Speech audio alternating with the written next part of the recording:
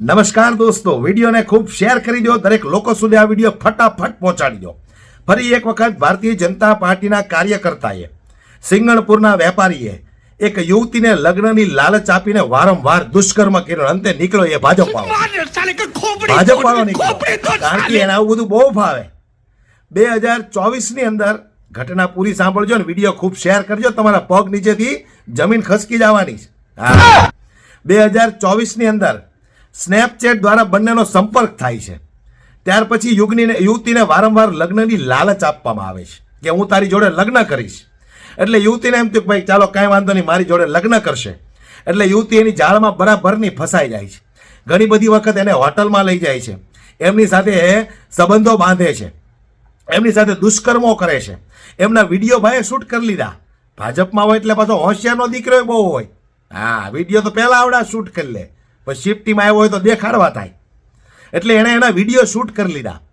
ત્યાર પછી થોડા સમય પછી યુવતીને ખબર પડી કે આ તો પરણેલો છે, 2 દીકરાનો બાપ છે, આણે મારી યારે દગો કર્યો, વિશ્વાસઘાત કર્યો.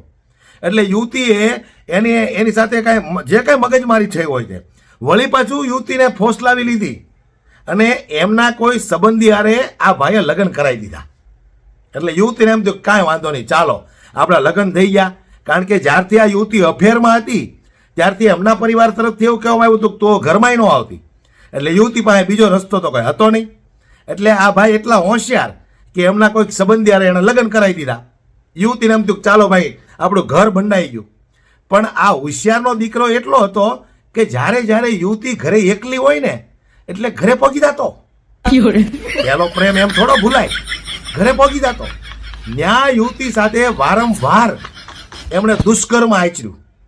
વિચાર કરો તમે, 2 છોકરાના બાપ થઈ જાઓ અને છતાંય તમે છોકરીઓને આવી રીતે લગ્નની લાલચ આપીને ફસાવો અને એમ છતાંય એમનું તમે ઘર મંડાવી દો અને છતાંય તમારી હવસ સંતોષાય નહીં અને તમે એને ઘરે પહોંચી જાઓ. કેટલી હદ સુધી તમે હલકા માણસો છો એ તો જો તમે. અને ભાજપમાં છે પાછો. તો એ યુવતીના ઘરે વારંવાર જતો અને યુવતીનું શોષણ કરતો. હવે યુવતી કંટાળી કે ભાઈ મારા લગ્ન થઈ ગયા છે તોય આ મારો પીછો નથી છોડતો. એટલે છેલ્લે યુવતીએ કંટાળીને સિંગણપુર પોલીસ સ્ટેશનમાં ફરિયાદ કરી અને પીઆઈ ગોહિલે આ ભારતીય જનતા પાર્ટીનો કાર્યકર્તા અમિત ઘનશ્યામભાઈ ડોડા ઉપર એમની ફરિયાદ લખી અને એમની ધરપકડ કરી. વિચાર કરો.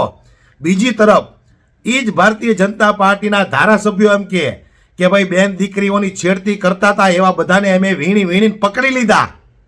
ક્યાં પકડી લીધા? 2 વર્ષથી તો આનું શોષણ કરતો હતો, તમને નહોત ખબર? ધારાસભ્યની હારે જ રહેતો હતો ચૂંટણી હતી ત્યારે. અને ધારાસભ્ય એમ કહે છે કે એ બધાને વીણી લીધા, તો આવડો આ કેમ બાકી રહી ગયો વીણવામાં? આજે એના ઉપર ફરિયાદ થઈ ગઈ, એમની ધરપકડ થઈ ગઈ. સારી વાત છે, નકર ધારાસભ્યનું નાક કપાઈ જાત.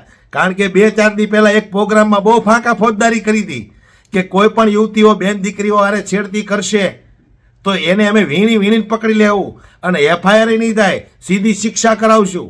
આ તો હા સારી વાત કહેવાય. આ તો વાત કરતા કરાઈ ગઈ હતી એટલે ધરપકડ થઈ, નકર તો ભાઈ ક્યાંય હજી રખડતા હોત. અને આવા તો કયક છે ભાજપમાં. એટલે હું દરેક લોકોને કહેવા માંગુ છું, તમારા ઘરની બેન દીકરીઓની ઇજ્જત બચાવી હોય ને તો આ કમળ ગઠ્ઠાથી સાવધાન રહેજો. વિડીયોને ખૂબ શેર કરજો, દરેક લોકો સુધી આ વિડીયો પહોંચવો જરૂરી છે. કતારગામ વિસ્તારની ઘટના છે. હરિદર્શન ખાડાની સામે માનસી રેસિડેન્સી છે, ત્યાં આ ભાઈ રહે છે. એટલે આસપાસની દરેક મહિલાઓને હું કહું છું કે બચીને રહેજો, કારણ કે આ હવસના પૂજારીઓ છે.